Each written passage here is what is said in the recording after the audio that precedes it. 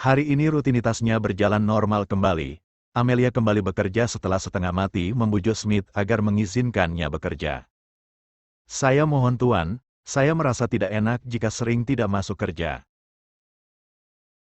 Berhentilah bekerja, apa kurangnya kau menjadi simpananku hah? Kau memegang kartu hitam tanpa limit milikku, lalu untuk apa kau bekerja lagi? Cukup diam di rumah, sambut aku saat pulang bekerja dan layani aku, itu saja. Jawab Smith datar. Tuan saya mohon, saya akan tetap bisa melayani Tuan walaupun saya bekerja. Baiklah, jika itu maumu.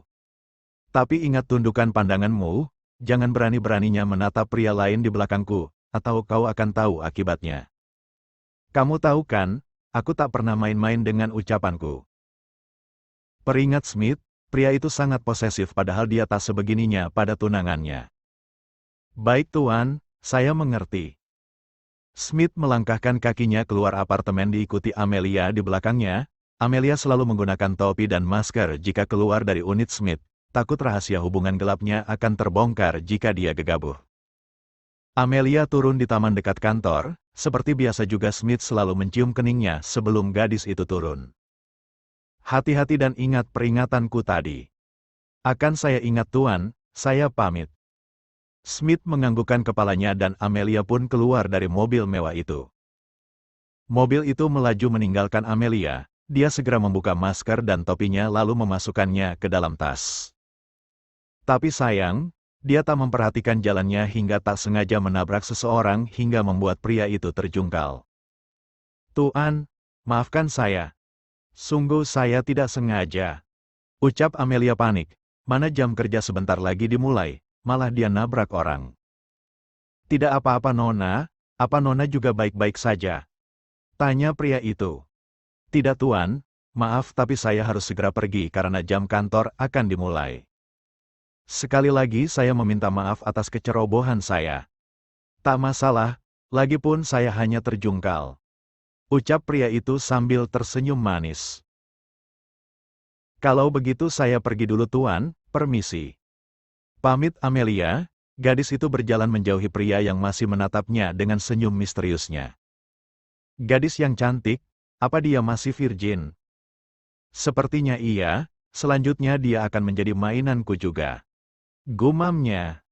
Oh aku lupa menanyakan namanya, sialan. Bodoh kau Geralt, harusnya kau menanyakan namanya. Teriak Geralt frustasi, ya pria yang ditabrak Amelia adalah Geralt. Pria itu baru saja menghabiskan malam dengan salah satu gadis mainannya, dia berjalan di sisi trotoar untuk mencari mangsa baru. Namun naas pria itu malah ditabrak gadis ceroboh yang malah terlihat manis dan membuatnya tertarik, namun dia lupa menanyakan namanya. Di mana Amelia? Kenapa gadis itu belum juga membersihkan ruanganku? Gumam Smith heran, harusnya gadis itu sudah mulai bekerja. Tapi sudah 15 menit berlalu, gadis itu belum juga masuk ke dalam ruangannya. Asisten Roy masuk dengan wajah kuyunya, dia kelelahan menangani klien yang rewel sejak kemarin, karena tuannya malah menghilang. Belum lagi kekacauan yang dibuat Marissa membuatnya pusing 7 keliling. Dia tak habis pikir dengan Tuan Besar Jus, kenapa dia kekeh ingin menjadikan wanita itu sebagai menantunya. Melihat perangainya saja tidak mencerminkan dirinya seperti wanita terhormat. Itu menurut pandangannya, sebagai asisten anaknya. Mungkin saja wanita itu pandai membuat drama kan. Sehingga Tuan Jus tidak tahu sikap asli wanita itu. Mengingat dia wanita licik dengan sejuta akal bulus, yang membuat semua orang tertipu dan mengeluh-elukan namanya. Tuan.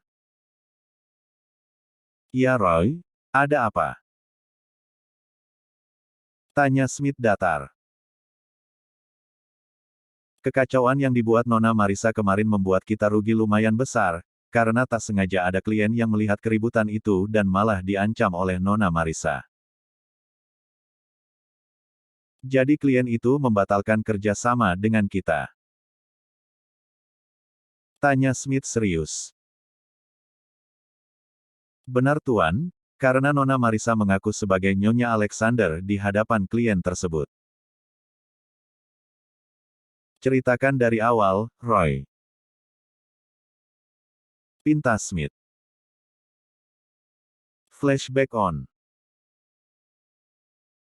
Marisa berniat pergi ke kantor tunangannya ingin meminta pertanggungjawaban karena telah meninggalkan dirinya sendirian di mall, hingga membuatnya harus mengeluarkan uang sendiri. Tapi dia harus mendengar kenyataan pahit, bahwa Smith juga tak ada di kantornya. Lalu kemana pria itu pergi?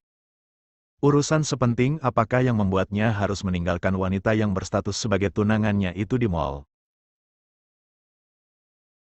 Dia berjalan di koridor dengan perasaan campur aduk, antara marah, kesal, kecewa dan ada segelintir penasaran. Apakah pria itu memiliki wanita lain di belakangnya? Buru-buru dia menghilangkan pikiran negatif tentang kecurigaannya. Dia ingat pria itu sangat mencintainya. Smith bilang, "Ci itu kan dulu, sebelum aku membuka mataku."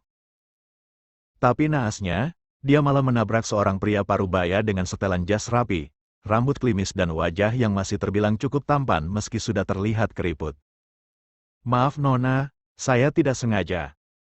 "Heh, beraninya kau menabrakku. Kau tahu aku ini siapa hah?" "Aku ini calon istrinya Smith Alexander, pemilik perusahaan ini dan kau sudah menabrakku lalu dengan mudah hanya meminta maaf." Teriak Marisa, padahal dia yang salah karena menabrak pria itu kan. Lalu kenapa dia yang marah?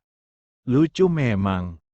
Oh, jadi kamu calon istrinya Tuan Alexander. Harusnya sebagai calon istri orang yang berpengaruh, Nona sebaiknya bisa menjaga attitude dalam bersikap atau berbicara. Heh, sudah tahu kamu itu salah pakai nyeramahin segala. Gak tahu malu. Ucap Marisa lagi. Pria tua itu menggelengkan kepalanya menghadapi keangkuhan wanita di depannya yang mengaku sebagai calon istri Tuan Alexander. "Awas saja kau pria tua, akan aku adukan kau kepada tunanganku." "Silahkan Nona, takkan ada yang mau bekerja sama dengan perusahaan calon suamimu jika caramu bersikap saja seperti itu, memalukan sekali." "Saya tak mengerti, kenapa Tuan Jus merestui hubungan anaknya dengan seorang gadis arogan dan angkuh seperti Anda?" Sindir pria itu dengan senyuman mengejeknya. Marisa mengepalkan kedua tangannya dan memilih pergi keluar perusahaan ALX Company dengan perasaan marah. Setelah itu dia memilih melupakan kekesalannya dengan bermain seharian bersama Gerald di apartemennya. Flashback off. Wanita itu tak berhenti membuat kekacauan di perusahaanku. "Sialan," ucap Smith kesal, dia sungguh tak mengerti bagaimana jalan pikiran wanita itu. Ceklek. Amelia masuk dengan seperangkat alat tempurnya, sapu dan alat pel. "Maaf jika saya mengganggu, saya harus membersihkan ruangan ini." "Silahkan," ucap Smith. Pria itu berpura-pura sibuk dengan pekerjaannya. Sesekali dia akan bertanya pada Roy dan kembali fokus pada pekerjaannya. Amelia nampak nyaman dengan adanya Roy di ruangan Smith, karena dengan adanya pria itu, dia jadi tak berani berbuat macam-macam padanya yang akan membuat pekerjaannya terganggu. "Amelia," panggil Smith, membuat gadis itu menoleh. Tiba-tiba saja, Smith memberikan flying kiss ke arahnya. Ternyata sama saja, ada atau tidaknya Roy di ruangan ini Smith tetap saja berulah. Roy menggelengkan kepalanya heran dengan kelakuan konyol tuan muda keluarga Jeon ini. Saat makan siang, Amelia dan Rena sama-sama pergi ke kantin untuk makan siang bersama. Sudah beberapa hari ini mereka tak bertemu karena Amelia yang tak masuk kerja, taulah alasannya apa. "Aku mau soto daging, kamu apa?" tanya Rena. "Samain aja, jangan lupa minta jeruk limaunya ya Ren," ucap Amelia, dia memang menyukai makanan yang sedikit asam. Rena hanya memberi isyarat tangan, "Oke," pada Amelia, dia pun pergi memesan makanannya. Tapi baru saja Rena meninggalkan Amelia sendiri, datanglah asisten Roy mendekati Amelia. "Maaf Nona, tapi Anda ditunggu di ruangan Tuan Smith sekarang." "Ada apa lagi Pak?" tanya Amelia heran, ada saja alasan Smith agar dia masuk ke ruangannya. Lelaki itu seperti punya 1000 cara agar Amelia menemuinya, cerdik memang. Saya kurang tahu, saya hanya disuruh untuk menyampaikan itu saja pada Nona. Baiklah, saya ke sana sekarang. Oh iya, saya sudah pesan makanan di teman saya. Tolong dimakan dan temani dia ya Pak. Saya permisi dulu. Ucap Amelia, dia pergi dari hadapan Roy yang masih mematung dengan tangan yang menggaruk tengkuknya. Ada-ada saja Nona Amel ini, masa aku harus menemani temannya makan? Kan aneh. Gumamnya. Tak lama, Rena datang dengan 2 mangkuk berisi soto daging dengan kuah kuning yang masih mengepul. Loh, Amelianya kemana? Nona Amelia dipanggil oleh Pak Direktur, dan saya disuruh Nona Amel untuk menemani Anda makan. Walah, si Amel kenapa lagi? Ya sudah, silahkan dimakan sotonya Pak. Nona? Kenapa Pak Roy menyebut Amelia dengan panggilan Nona? Batin Rena. Akhirnya mereka pun makan bersama. Beruntungnya Rena adalah gadis yang mudah akrab dengan semua orang, tak terkecuali Roy. Amelia masuk ke dalam ruangan Smith, membuka pintunya secara perlahan. Oh, kamu sudah datang. Ayo kita makan siang bersama. Ucap Smith antusias. Jadi Tuan memanggil saya kemari hanya untuk mengajak saya makan siang bersama. Iya, lalu kenapa? Kau terganggu dengan keinginanku, Amelia Putri? Tanya Smith dengan suara beratnya, membuat Amelia merinding. Tidak Tuan, saya hanya terkejut tadi saat Pak Roy memanggil saya dan menyuruh ke ruangan Anda. Kemarilah, duduk di sini bersamaku. Ajak Smith, dia menepuk sofa di sampingnya. Di meja, berbagai makanan tersaji terlihat sangat menggugah selera. Suapi aku dengan itu. Pinta Smith datar. Inilah alasannya kenapa Smith meminta Amelia datang ke ruangannya.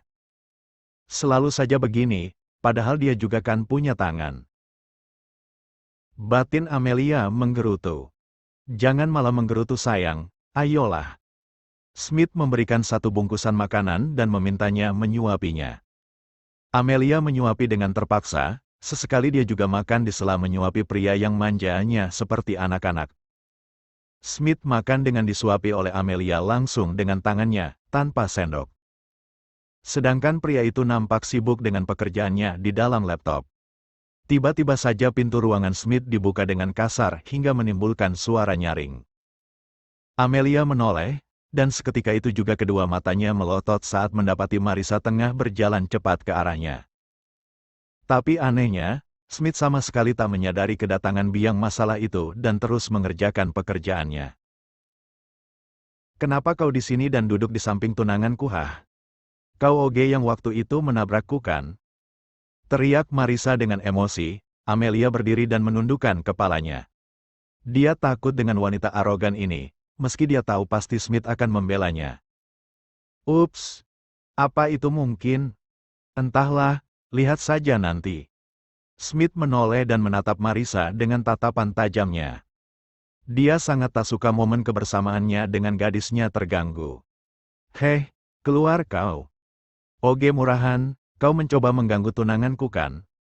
Ucap Marissa, dia dibutakan oleh amarah yang akan mempersulitnya nanti. Tangan Marissa gatal, ia ingin sekali menjambak rambut Oge yang sudah beberapa kali dia lihat selalu ada di ruangan Smith. Apa ada sesuatu antara mereka berdua?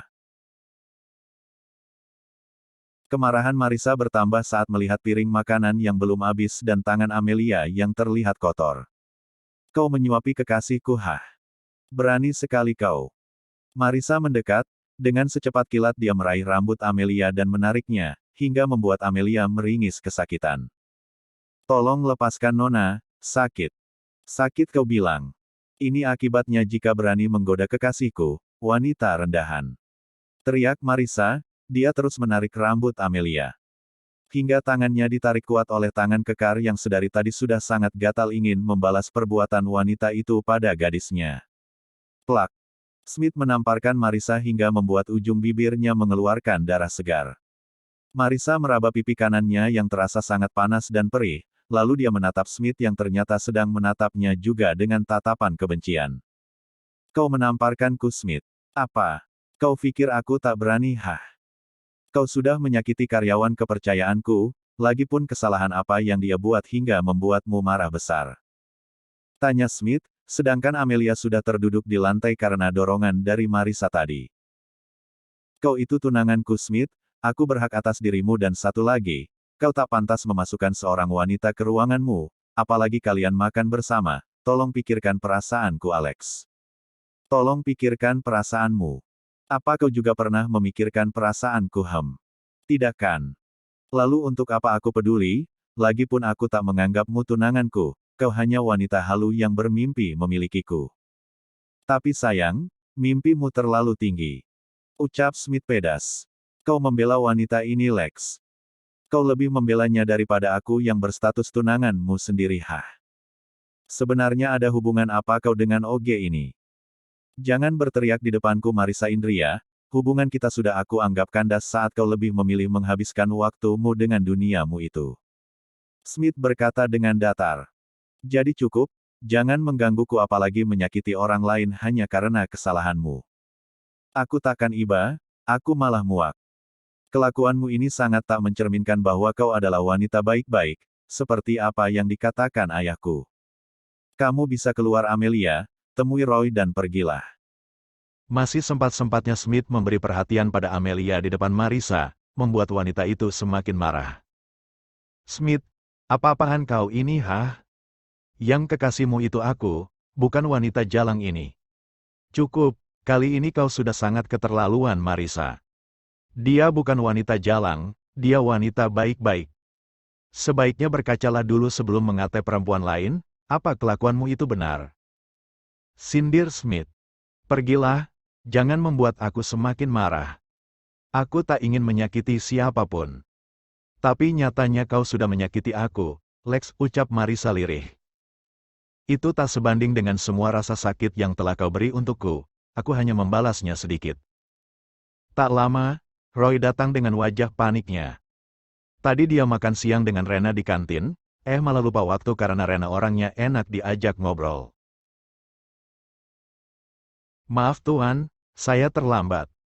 Bawa Amelia pergi, aku masih ada urusan dengan Marissa. Roy melihat ke arah Amelia yang terlihat berantakan, rambutnya rontok karena jambakan dari Marissa tadi. Roy membantu Amelia berdiri dan merangkul pundaknya, lalu membawanya keluar dari ruangan Smith yang terasa sangat panas. Awas saja kau Roy, aku akan memotong gajimu 50% karena sudah berani menyentuh gadisku. Batin Smith. Ya ampun Bang Smith, masih sempat posesif padahal di sana kan ada tunangannya. Mungkin lebih tepatnya tunangan yang tak dianggap kali ya, kasihan sekali dirimu Marissa. Jangan lupa tinggalkan like, komen, vote,